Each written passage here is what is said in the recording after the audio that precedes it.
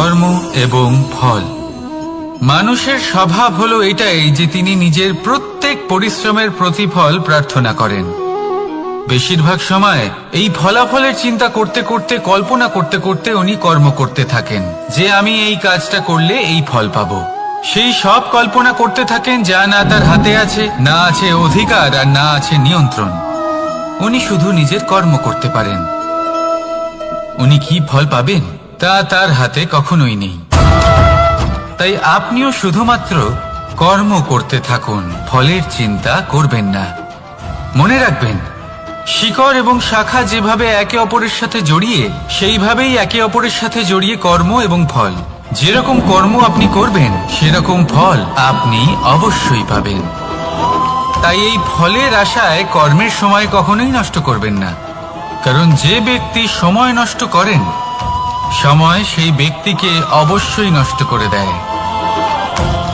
কর্ম করুন নিঃস্বার্থভাবে, ফলের চিন্তা করবেন না, আর আমার সাথে ভালোবেসে বলুন রাধা রাধা। দ্বিতীয় হলো আত্মবিশ্বাস। হেরে যাওয়া বস্তুও আবার জিতে নিতে পারবেন যদি আপনার নিজের আত্মবিশ্বাস থাকে, তাহলে আপনি কখনো পরাজিত হবেন না। এবং তৃতীয় হলো অহংকার।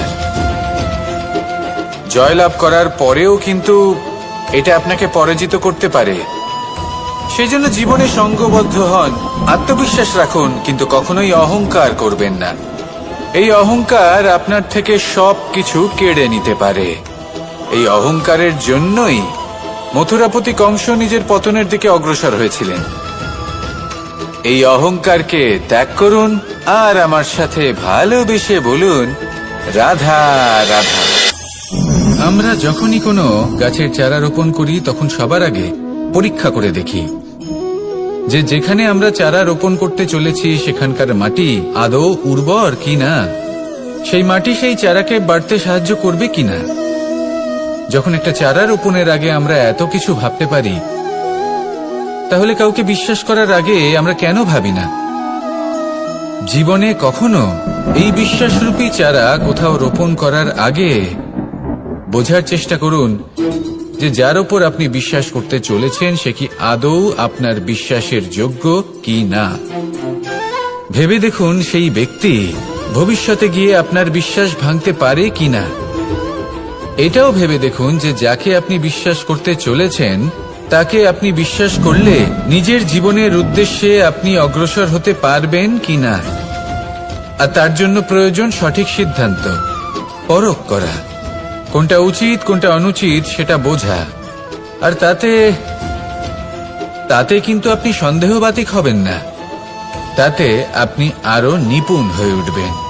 তাই যদি আপনি নিপুণ হয়ে উঠতে চান তাহলে বোঝার চেষ্টা করুন, পরখ করে দেখুন, কোনটা উচিত কোনটা অনুচিত বুঝুন। আর বিশ্বাস তখনই করুন যখন আপনি 100% নিশ্চিত হবেন যে সে বিশ্বাসের যোগ্য।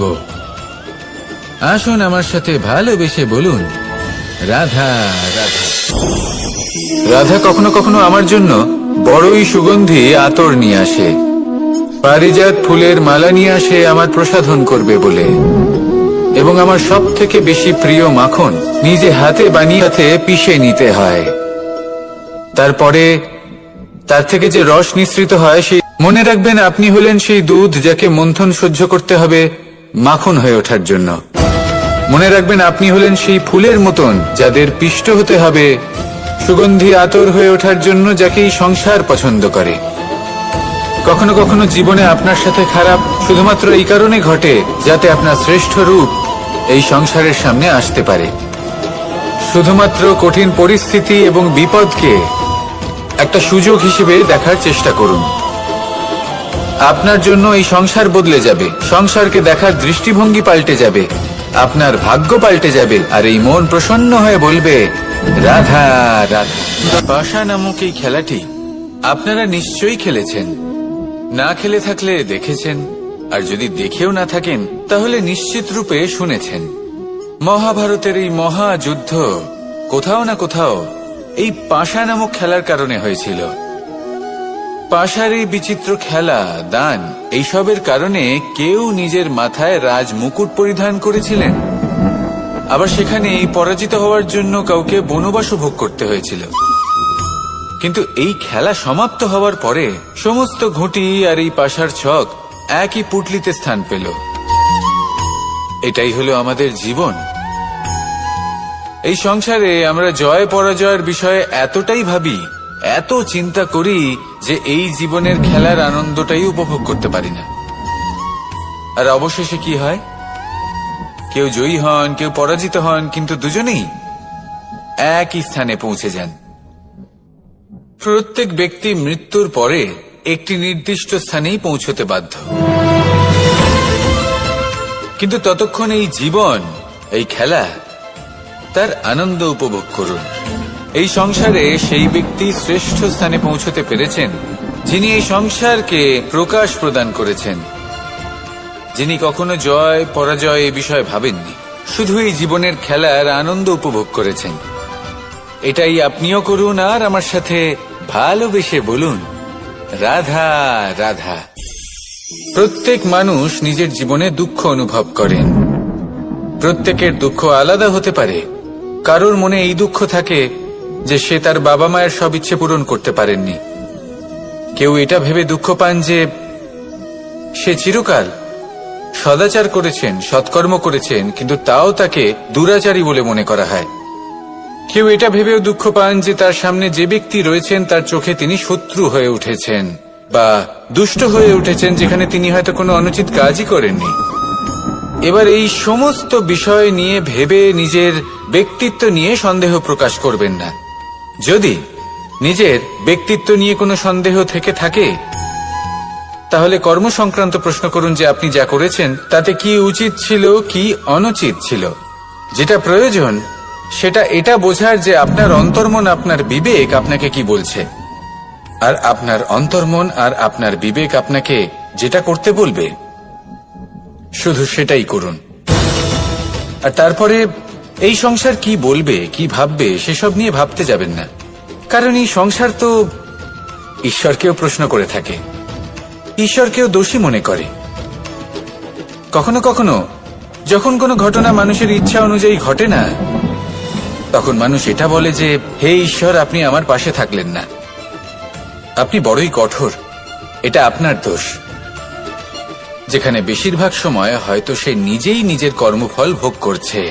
আর কখনো কখনো ঈশ্বর হয়তো তার জন্য আরো ভালো কোনো পরিকল্পনা করে রেখেছেন, কিন্তু মানুষ সেটা বুঝতে পারে না। তাই দিনের শেষে যেটা প্রয়োজন সেটা হলো নিজের মনের কথা বুঝতে হবে। আপনার বিবেক কি বলছে শুধু সেটাই করুন আর সামনে এগোতে থাকুন। আমার সাথে ভালোবেসে বলুন, রাধা রাধা। পরিবর্তন, এটা হলো সৃষ্টির অমূল্য নিয়ম। এই সংসারে সবকিছু সময়ান্তরে পরিবর্তিত হয়, এই সময়ও পরিবর্তিত হয়। পরিবর্তন চিরকাল হয়ে এসেছে আর চিরকাল হতে থাকবে। কিন্তু এবার আমরা সেই পরিবর্তন কিভাবে লাভ করব যেটা আমাদের প্রয়োজন, যেটা আমরা চাই। আমরা জীবনে বিকাশ চাই। এই বিকাশ কিভাবে লাভ করতে পারি? এই প্রকৃতি কিন্তু আমাদের অত্যন্ত উত্তম উদাহরণ দিয়ে বুঝিয়েছে। একটি বিন্দুর উদাহরণ দিয়েছে যা ভবিষ্যতে একটা বিশাল নদীর আকার ধারণ করে। এটা কিভাবে হয়? মেঘ থেকে একটি বিন্দু ঝরে পড়ে সেই পর্বতের ওপর যেখানে হিম আছে। সেই হিমের সংস্পর্শে আসা মাত্র সেই বিন্দুর সাথে আরো বেশ কিছু বিন্দু যুক্ত হয়। তারপর তারা অগ্রসর হয়, আরো কিছু বিন্দু যুক্ত হয়, আস্তে আস্তে একটা ক্ষীণ ধারার রূপ ধারণ করে এবং সেটাই ভবিষ্যতে আরো এগোতে থাকে। অনেকটা যাওয়ার পর যখন অনেক সংখ্যক বিন্দু একসাথে যুক্ত হয়, তখন সেটা বিশাল নদীর আকার ধারণ করে। এবার আমরা মানুষ বলে আমাদের সাথে এই নিয়মের অন্যথা হয় তা নয়। আমরাও এই প্রকৃতির অংশ, আমাদের ক্ষেত্রেও একই নিয়ম প্রযোজ্য।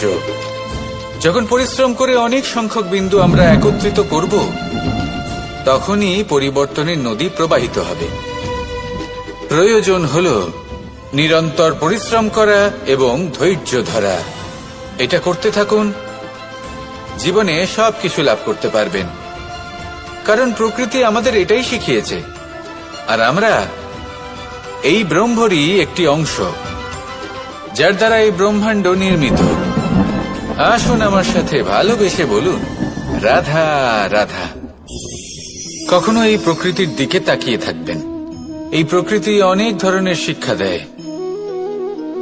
কোন একটা গাছকে দেখুন কিভাবে সে মাটি থেকে জল শুষে নেয়। কিন্তু সে নিজে গ্রহণ করে না, এই সংসারকে প্রদান করে, যাতে পশু পাখি মানুষ তারা এই ফল গ্রহণ করে শক্তিশালী হয়ে উঠতে পারে, সুস্থ থাকতে পারে।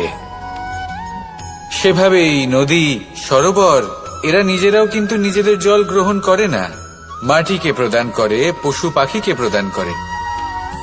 সূর্য নিজেও নিজের জন্য প্রজ্বলিত হয় না,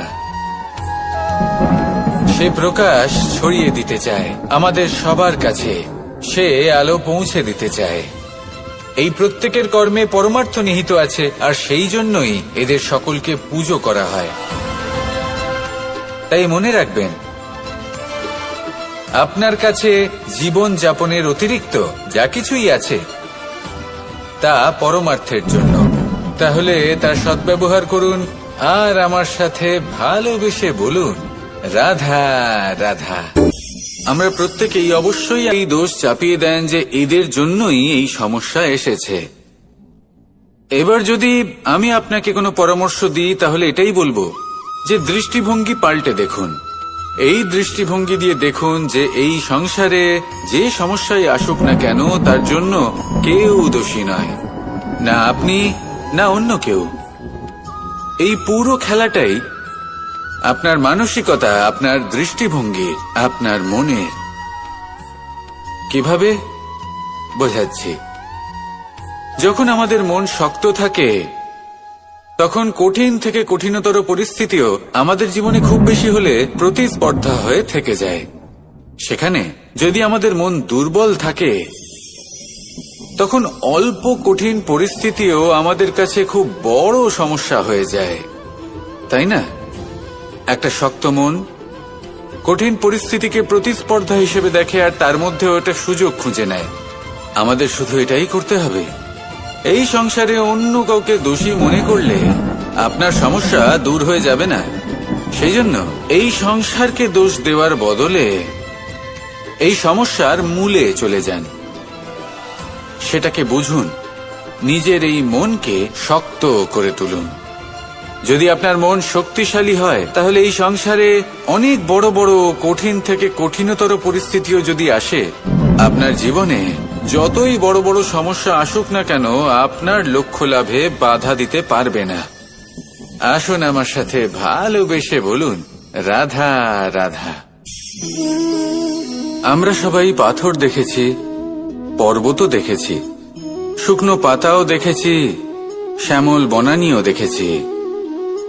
কখনো ভেবেছেন পাথরের অস্তিত্ব কিন্তু ততক্ষণ পর্যন্ত যতক্ষণ সে পর্বতের গায়ে আটকে থাকে। যখন সেই পর্বত থেকে সেই পাথর ভিন্ন হয়ে যায় ও নিজের অস্তিত্ব হারিয়ে ফেলে। আস্তে আস্তে কখনো পাথর কেটে বা কখনো পিষ্ট হয়ে সেই পাথর আস্তে আস্তে মাটিতে পরিণত হয় এবং পূর্ণরূপে নিজের অস্তিত্ব হারিয়ে ফেলে। এটাই পাতার সাথেও হয়। এই পাতা যতক্ষণ গাছের ডালের সাথে যুক্ত ততক্ষণ তার অস্তিত্ব থাকে। যখনই ডাল থেকে বিচ্ছিন্ন হয় সেও নিজের অস্তিত্ব হারিয়ে ফেলে। আর এটাই আমাদের সাথেও হয়। যতক্ষণ আমরা নিজেদের আপনজনের সাথে যুক্ত থাকি আমাদের অস্তিত্ব বজায় থাকে। যখন আপনজনদের সাথে সম্পর্ক ছিন্ন করি তখন আমরাও আমাদের অস্তিত্ব হারিয়ে ফেলি। এবার এই সংসারের প্রত্যেক ব্যক্তি স্বতন্ত্র থাকতে চান, আর অনেক ব্যক্তি স্বতন্ত্র থাকবেন বলে আপনজনদের দূরে করে দেন আর তাদের সাথে এই সম্পর্ক ছিন্ন করেন। এটা কি সত্যি প্রয়োজন? আপনজনদের সাথে সম্পর্ক ছিন্ন করে নিজের অস্তিত্ব হারিয়ে ফেলা প্রয়োজনীয়, নাকি আপনজনদের সাথে সম্পর্ক বজায় রেখে নিজেদের স্বতন্ত্র করে রাখা সেটা আবশ্যক? নির্বাচন আপনারই। আসুন আমার সাথে ভালোবেসে বলুন, রাধা রাধা। আপনি কি কখনো নৌকা যাত্রা করেছেন? করে না থাকলেও নিশ্চয়ই দেখেছেন যে এই জল যা নিজের অন্তরে সব কিছু সমাহিত করে নিতে পারে, এই নৌকা সেই জলের ওপরেই ভেসে থাকে। কোনো তফাৎ হবে না যে সেই ছিদ্র ছোট নাকি বড়, নৌকা ডুবে যাবে। এই ছিদ্র হলো আমাদের জীবনে আমাদের অপগুণ, আমাদের দোষ, আমাদের বিকার। কখনো এটা ভাববেন না যে এই দোষ খুবই ছোট, এতে কিছুই যাবে আসবে না। না, সেই ছোট দোষ, সেই ছোট বিকার যদি সেটাকে শুধরে না নেন, তাহলে সেটা আপনাকে আপনার পতনের দিকে নিয়ে যাবে। শেষ পর্যন্ত এটা আপনার উপর নির্ভরশীল যে আপনি কি চান। আপনার জীবনের এই নৌকা এভাবেই ডুবে যেতে দেখবেন, নাকি নিজেকে শুধরে নিয়ে সেই নৌকার সেই ছিদ্রটাকে ভরিয়ে তুলতে চাইবেন? নির্বাচন আপনার। আসুন আমার সাথে ভালোবেসে বলুন, রাধা রাধা।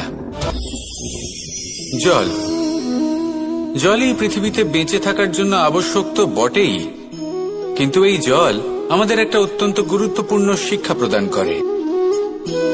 কখনো এই জলকে দেখেছেন?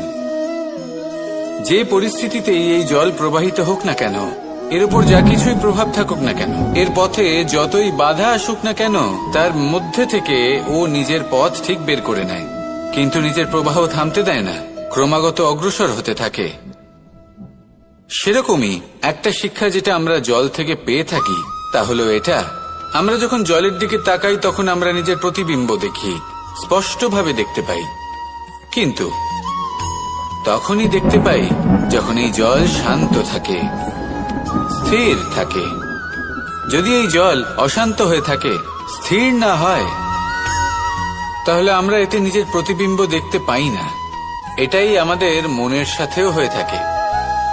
যখনই জীবনে কোনো সংকট আসে, যদি আমরা শান্ত মনে, স্থির মনে সিদ্ধান্ত নিই, তাহলে সেটা এমন একটা শীতল সিদ্ধান্ত হবে যেটা আমাদের ভবিষ্যৎকে একটা শ্রেষ্ঠ স্থানে নিয়ে যাবে। যদি এই মন অশান্ত হয়, বিচলিত হয়, পীড়িত হয়, দুঃখিত হয়ে থাকে, রুষ্ট হয়ে থাকে, তাহলে অনেক সময় আমরা এমন সিদ্ধান্ত নিই যেটা আমাদের জন্য অনুচিত প্রমাণিত হয়। যখন আপনি ক্রুদ্ধ ছিলেন বা দুঃখের বশে ছিলেন, তখন অনেক সময় হয়তো এমন সিদ্ধান্ত নিয়েছেন যেটার জন্য ভবিষ্যতে আপনি অনুশোচনা করেছেন। এবার দেখুন, এই আবেগগুলো থেকে আমরা পালাতে পারবো না, কিন্তু এই আবেগগুলো আপনার উপর কতটা প্রভাব ফেলবে সেটা আমরা অবশ্যই ঠিক করতে পারি। এই মনকে আমরা নিয়ন্ত্রণ করতে পারি। এটাই করুন, চিন্তা করুন, এই মনকে শান্ত রাখুন, স্থির হতে চেষ্টা করুন, আর তারপরে সিদ্ধান্ত নিন। আসুন আমার সাথে ভালোবেসে বলুন, রাধা রাধা। এই সংসারে ভৌতিক বস্তুরও নিয়তি আছে। যারাই এই সংসারে আসে বা উৎপন্ন হয়, তারা কিছুমাত্র সময় পর্যন্তই এখানে থাকতে পারে, আর তারপরে সেও লুপ্ত হয়ে যায়, অর্থাৎ সে নিজেও এই পঞ্চমহাভূতে সমাহিত হয়ে যায়।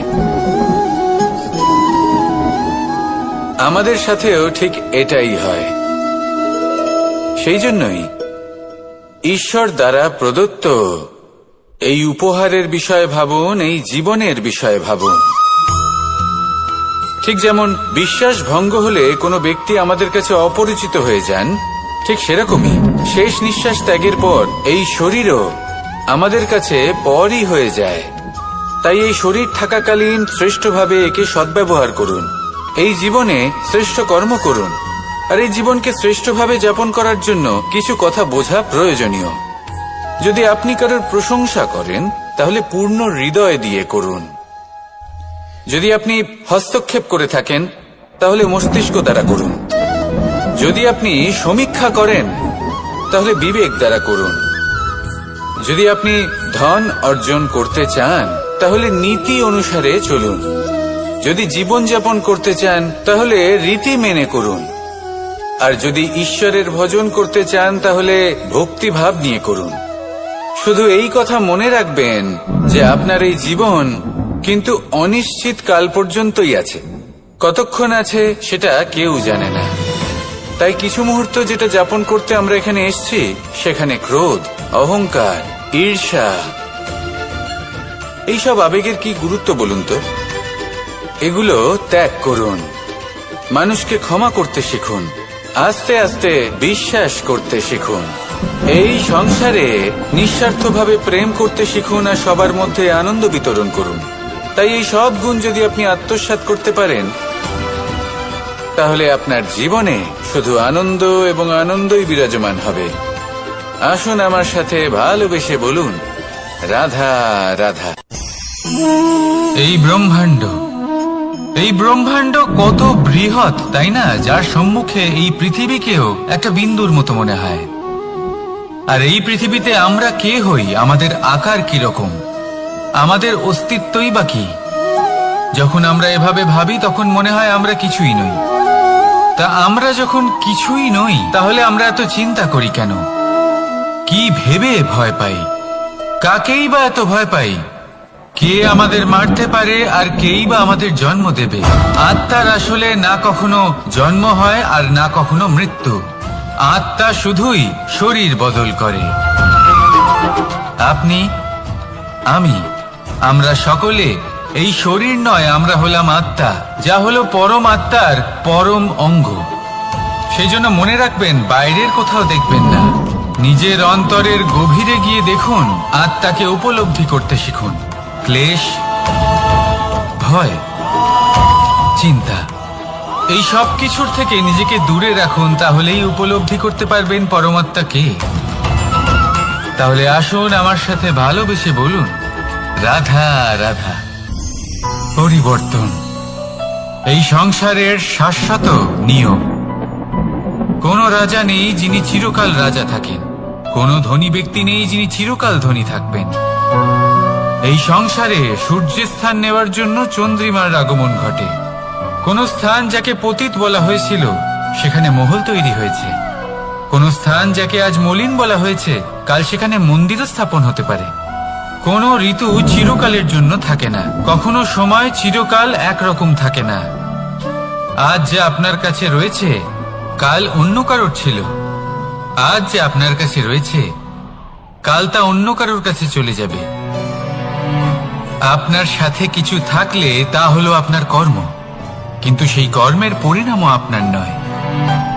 আপনি শুধু কর্ম করুন, বাকি সবকিছুই পরিবর্তনশীল। কিন্তু সেই পরিবর্তনকে দেখে ভয় পাওয়ার প্রয়োজন নেই, তাকে স্বাগত জানান। যদি আপনি হাসি মুখে সেই পরিবর্তনকে স্বাগত জানান, তাহলে এই পরিবর্তনও হাসি মুখে আপনার সাথে থাকবে। আসুন আমার সাথে ভালোবেসে বলুন, রাধা রাধা। সঞ্চয়। মানুষের যখন থেকে বোধ বুদ্ধি হয়, সঞ্চয় করতে আরম্ভ করে দেন। সঞ্চয় করতে থাকেন ভোজনের, সঞ্চয় অর্থের, সঞ্চয় শক্তির। নিজের জন্য করেন, নিজের পরিবারের জন্য করেন, নিজের স্ত্রীর জন্য করেন, সন্তানের জন্য করেন, সন্তানের সন্তানের জন্য সঞ্চয় করেন। সঞ্চয় করার জন্য ওনার কাছে অনেক কারণ রয়েছে, কারণ উনি এটা ভাবেন যে এই সঞ্চিত শক্তির জন্য কেউ ওনার কোনো ক্ষতি করতে পারবে না। মানুষ ভুলে যান একটা গুরুত্বপূর্ণ কথা, এই সত্য, উনি এই সংসারে খালি হাতেই এসেছিলেন, আর এখান থেকে ওনাকে খালি হাতেই যেতে হবে। যা এখানকার তা এখানেই থেকে যাবে। আর যদি কিছু ওনার সাথে যায়, তা হলো ওনার কর্ম, আর কিচ্ছু নয়। তাই যদি কিছু অর্জন করতে চান, তাহলে শুভ কর্ম অর্জন করুন, আত্মশক্তি অর্জন করুন, কারণ পরলোকে এটাই হবে আপনার সম্পত্তি। তাহলে কি এটা আপনি অর্জন করতে চান না? আসুন আর আমার সাথে ভালোবেসে বলুন, রাধা রাধা। সদিচ্ছা। দেখতে গেলে 3 অক্ষরে তৈরি এই শব্দ, কিন্তু সমস্ত ত্রিলোক তার উপরেই আধারিত। আপনি এই সংসারে এসেছেন, তখন অবশ্যই শ্বাস নেবেন, কিন্তু তার বদলে আপনাকে কিছু তো দিতেই হবে। আপনার উপর নির্ভর করছে আপনি কি দেবেন। কি দেবেন এই সংসারকে, এই সমাজকে, নিজের পরিবারকে, আর তার বদলে কি নেবেন? যশ নাকি অপযশ? দেখুন, এক ছিল রাবণ, যে কিনা সমুদ্র পার করলো সীতাকে অপহরণ করার জন্য, আর এক ছিলেন রামচন্দ্র, যিনি সমুদ্র পার করেছিলেন, সেতু বানিয়ে গিয়েছিলেন সীতাকে ফিরিয়ে নিয়ে আসার জন্য। দুজনেই সমুদ্র পার করেছিলেন, শুধু পার্থক্য ছিল সদিচ্ছাকে বোঝার, লক্ষ্যের। অনেক মানুষের যাত্রা একরকম হতেই পারে, কিন্তু আনন্দ তখনই লাভ করবেন যখন লক্ষ্য শুভ হবে, মহান হবে। এই লক্ষ্য দিয়ে এই সংসারের কল্যাণ হবে এবং মানুষের সম্মান হবে। যদি আপনার সংকল্প উচিত হয় তাহলে আপনার লক্ষ্য উচিতই হবে, নয়তো শুধুমাত্র বিনাশ হবে। আর উচিত এটাই হবে যে বিনাশের হাত থেকে যেন নিজেকে বাঁচানো যায়, কি বলেন? তাই জীবনে যে লক্ষ্য স্থির করছেন মনে রাখবেন তা যেন শুভ লক্ষ্য হয়। যদি এরকম হয় তাহলে আপনার যাত্রা, আপনার জীবন দুটোই শুভময় হবে। আসুন আর আমার সাথে ভালোবেসে বলুন, রাধা রাধা। সুরক্ষা। এই সুরক্ষা আসলে কি? এটা কি কোনো কবচ নাকি কোনো সীমা? এই সুরক্ষা আসলে অন্য কিছু। আমাদের মাতা পিতা, আমাদের প্রিয়জন, আমাদের বন্ধু, এই সমাজ, আমাদের শুভাকাঙ্ক্ষী, আমাদের আত্মীয়, এনারা সবাই আমাদের জীবনে কোনো না কোনো ভাবে সুরক্ষা দিয়ে থাকেন, একটা কবচ দিয়ে থাকেন কোনো না কোনো রূপে। কিন্তু দেখতে গেলে আমাদের পরাক্রমের পথে, আমাদের বীরত্বের পথে, আমাদের সাহসের পথে এই সুরক্ষাই সব থেকে বড় বাধা হয়ে দাঁড়ায়। একবার ভেবে দেখুন, যদি আপনি কোনো সুরক্ষাই না পান, বা যদি আপনি এই সুরক্ষা ভেঙে বাইরে আসতে পারেন, তাহলে আপনার বীরত্ব চরম সীমায় পৌঁছে যায়। কেন? কারণ তখন আপনি জানেন যে এই সংসারের সম্মুখীন আমাদের নিজেদেরই হতে হবে। আপনি বুঝে যান যে শত্রুর সম্মুখীন এবার নিজের বলের দ্বারা, নিজের পরাক্রমের দ্বারা, নিজের সাহসের দ্বারা করতে হবে। আর তখন আমাদের মনের মধ্যে এই শক্তি জাগ্রত হয়। এই শক্তি অন্তরেই বসবাস করে। শুধু এটা চিনে নিতে হবে, একে জাগ্রত করতে হবে। আর এটা সুরক্ষা ভেঙে যাওয়ার পরেই সম্ভব হয়। আর যারা নিজের শক্তি সম্পর্কে জানেন, যিনি নিজেই জানেন তিনি কতটা শক্তিশালী, তিনি নিজেই নিজের সুরক্ষা কবচ চিরকালের মতো ভেঙে ফেলে দেন, ঠিক কর্ণের মতো। আর তারপরে দেখুন, আপনার পরাজয় হোক বা বিজয়ী হোক না কেন, সেটাই অনেক বড় হয়, সেটাই প্রশস্ত হয়ে থাকে। সেই জন্য ত্যাগ করুন নিজের ভয়কে, নিজের আশেপাশের এই সুরক্ষা চক্রকে ভেঙে ফেলুন। আর সম্মুখীন হন এই সংসারের নিজের শত্রু সম্মুখীন হন। পরাক্রমের এই অঙ্কুর, তা অঙ্কুরিত হওয়ার জন্য বীজের উপরের এই কবচ, এটা ভেঙে যাওয়া অতি আবশ্যক। আসুন আমার সাথে ভালোবেসে বলুন, রাধা রাধা। যখন আমরা হাঁটতে থাকি আর আমাদের পায়ে কাঁটা বিঁধে যায়, তখন মুখ দিয়ে আহ বেরিয়ে আসে, কান্না চলে আসে, আর অনেক সময় অভিশাপও বেরিয়ে আসে। কিন্তু আমরা কি কখনো এটা এইভাবে দেখেছি, এইভাবে ভেবেছি যে আমরা যে পথে চলেছি সেই পথে কাঁটা বিঁধেছে, নাকি আমরা সেই পথ নির্বাচন করেছি যাতে শুধুই কাঁটা রয়েছে? নাকি আমরা এভাবে ভেবে দেখেছি যে এই কাঁটা আমাদের কষ্ট দিতে এসেছে, নাকি এটা আমরাই বিছিয়ে রেখেছিলাম? সাবধান থাকা উচিত ছিল, কারণ কাঁটা বিঁধলে যন্ত্রণা হবে, চিৎকার করে ফেলতে পারি, মুখ থেকে অভিশাপও বেরিয়ে আসতে পারে। কিন্তু এই অভিশাপ শুধুমাত্র আমাদের তরফ থেকে অভিশাপ হয়, সামনের ব্যক্তিটির ওপরও নির্ভর করে। এবার সেই ব্যক্তি যদি এমন হয় যে ভুল আর কাঁটা এই দুই সমানভাবে গ্রহণ করতে পারে, তার কাছে অভিশাপও বরদানে পরিণত হয়। শেষ পর্যন্ত ব্যাপারটা দাঁড়ায় ভাবনা, চিন্তা, দৃষ্টিভঙ্গির ওপর। কারণ আপনার এই ভাবনাই সত্যি হয়ে সামনে আসে। সেই জন্য এই ভাবনা, চিন্তা, মানসিকতাকে গুরুত্ব সহকারে দেখবেন। এই বিবেচনা নিয়ে বিবেচনা করতে শিখুন। আমার কথার অর্থ হলো যে জীবনে যখন এরকম কিছু একটা ঘটবে, তখন ভেবে দেখুন যে এরকম কেন হলো। আপনি কি এমন কোনো কর্ম করেছিলেন যার কর্মফল এটা? এমন কোনো কাজ যা অনুচিত ছিল, অসত্য ছিল, যা অভদ্রতার কারণ ছিল? ভেবে দেখা প্রয়োজন। দেখুন, ইচ্ছে হলো আপনার যে আপনি কি করতে চান, ভাবনা আপনার, সত্য আপনার, জীবন আপনার, সিদ্ধান্ত আপনার। আসুন আর আমার সাথে ভালোবেসে বলুন, রাধা রাধা।